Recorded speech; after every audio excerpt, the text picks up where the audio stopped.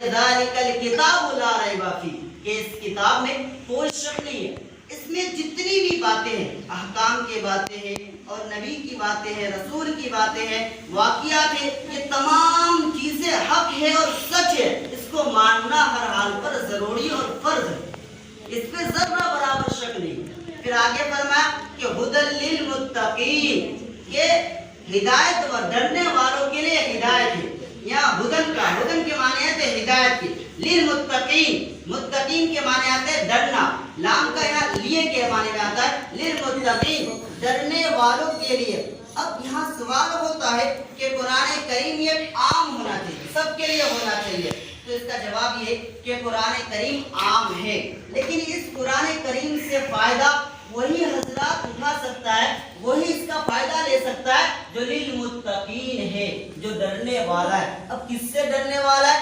اللہ کی ذات سے، اللہ کی وحدانیت سے، اللہ کی قدرت سے جو انسان ڈرنے والا ہے، جس انسان کے دل میں اللہ کا خوف ہے، وہی تو قرآن کے مطابق زندگی گزارے گا۔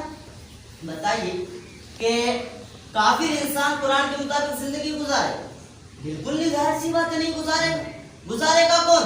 للمتقین، متقین حضرات، ہدایت والے لوگ گزاریں گے نا، قرآن کے مطابق کون گزاریں گے؟ کیا فرمایا کہ ھدی للمتقین، ہدایت ڈرنے والوں کے لیے ہدایت ہے۔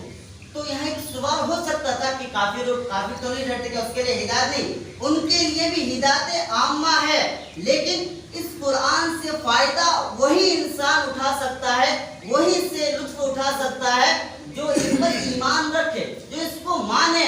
وہی تو ماننے والا کون ہوگا؟ مومن۔ مومن اس کو کہتے ہیں جو اللہ کی وحدانیت سے ڈرے، اللہ کی قدرت، اللہ کی ذات سے ڈرے، وہی تو مومن ہوں گے۔ اس لیے فرمایا کہ ھدی للمتقین، کہ ڈرنے والوں کے لیے ہدایت ہے۔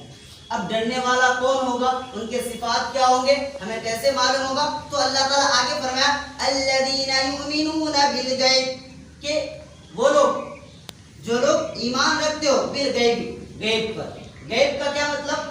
غیب کہتے ہیں چھپی ہوئی چیز پر ایمان رکھنا، جس کو آنکھوں نے نہ دیکھا، تو غیب کے معنی ہے چھپی ہوئی۔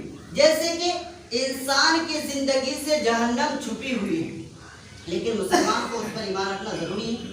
جیسے انسان کی زندگی سے جنت چھپی ہوئی ہے، اس پر ایمان رکھنا انسان کو ضروری ہے نہیں؟ تو جیسے کہ اللہ کی ذات انسان کی زندگی سے چھپی ہوئی ہے، تو اس پر ایمان رکھنا ضروری ہے۔ تو فرمایا کہ الذین یؤمنون بالغیب، کہ جو لوگ ایمان رکھتے ہیں غیب پر، یعنی اللہ کی ذات کو نہیں دیکھا لیکن اللہ کی ذات پر ایمان رکھتا ہے نہیں؟ رسول کو نہیں دیکھا، رسول پر اپنے آپ کو سپرد کرتا ہے نہیں؟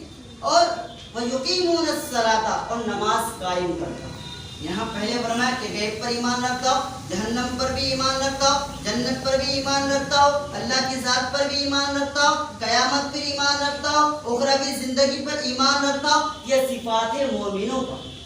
جو مومن ہوں گے وہی قیامت پر یقین رکھے گا، جو مومن ہوں گے وہی اللہ کی ذات پر یقین رکھے گا، جو مومن ہوں گے وہی اللہ کی ذات پر توقع رکھے گا، اللہ کی ذات سے امید بنائے گا۔ جو مومن ہوگا وہی تو اللہ کی قدرت سے، اللہ کی ذات سے ڈرے گا۔ تو فرمایا کہ الذین یؤمنون بالغیب، کہ جو لوگ ایمان رکھتے، الذین کے معنی جو لوگ یؤمنون ایمان رکھتے بالغیب، غیب پر، ویقیمون الصلاۃ، اور نماز قائم کرتے ہیں۔ اب نماز بھی کون قائم کرے گا؟ متقین حضرات، مومنین حضرات۔ تو یہاں صفت کو بیان فرمایا کہ للمتقین، ھدی للمتقین، کہ ہدایت ہے متقین کے لیے۔ متقین کون ہے؟ فرمایا جو متقین وہ ہے جو آخرت پر ایمان رکھتا ہو، قیامت پر ایمان رکھتا ہو، اللہ کی ذات پر ایمان رکھتا ہو، رسول پر ایمان رکھتا ہو، ہمارے نبی سے پہلے نبیوں پر ایمان رکھتا ہو، ہماری کتاب سے پہلی والی کتاب پر ایمان رکھتا ہو، ہے نہیں؟ تو وہ متقین ہے۔ پھر آگے فرمایا وَمِمَّا رَزَقْنَاهُمْ يُنْفِقُونَ، اور ہم نے جو کچھ ان کو دیا ہے ان میں سے وہ خرچ کرتا ہو۔ یعنی یہ یقین ہونا چاہیے دل میں، اور اپنے دل زبان میں اقرار ہونا چاہیے کہ کائنات کے اندر جتنی بھی اشیاء ہے، تمام کے تمام چیزوں کا مالک اللہ تبارک و تعالیٰ ہے، اور اللہ نے جو ہمیں دولت عطا کی ہے، ہمیں جو امیر بنایا ہے، تو ہم اللہ کے راہ میں اللہ کی خوشنودی کے لیے خرچ کریں۔ وَمِمَّا رَزَقْنَاهُمْ يُنْفِقُونَ، اور جو کچھ ہم نے ان کو دیا ہے وہ خرچ کریں۔ اللہ کی ذات پر، اللہ کی راہ پر، اللہ کو حاصل ہے، اللہ کی خوشنودی کے لیے صدقات دیتا ہے، زکوٰۃ دیتا ہے، عشر نکالتا ہے، تو یہ تمام چیزیں وہی کرے گا جو ہدی للمتقین ہو، جو متقین ہو۔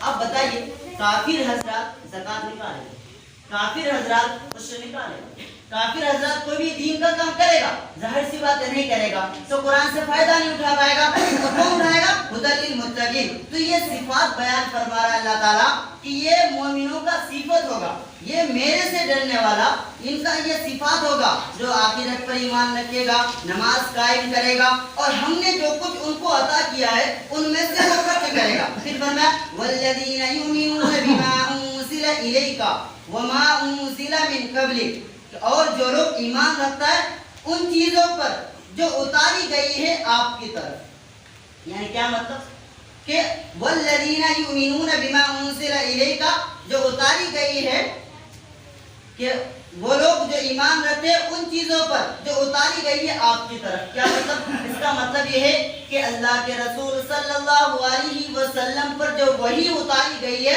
ہم اس وحی پر ایمان رکھتے ہیں، یعنی قرآن کریم پر ایمان رکھتے ہیں۔ اور فرمایا کہ وما انزل من قبل، اور ان چیزوں پر جو آپ سے پہلے اتاری گئی ہو، یعنی آپ سے پہلے نبیوں پر جو اتاری گئی ہو، جیسے کہ تورات ہو گیا، انجیل ہو گیا، زبور ہو گیا، ہے نہیں؟ تو یہ ہمارے نبی سے پہلے نبیوں پر اتارے گئے ہیں، تو ان چیزوں پر بھی ایمان رکھنا ہوگا۔ یہ مومنوں کا صفت بتا رہے ہیں اللہ تعالیٰ کہ خود تو قرآن کریم پر ایمان رکھتا، دوسری بات اس سے پہلے جو نبی گزرے ان کی کتابوں پر بھی ایمان رکھتا۔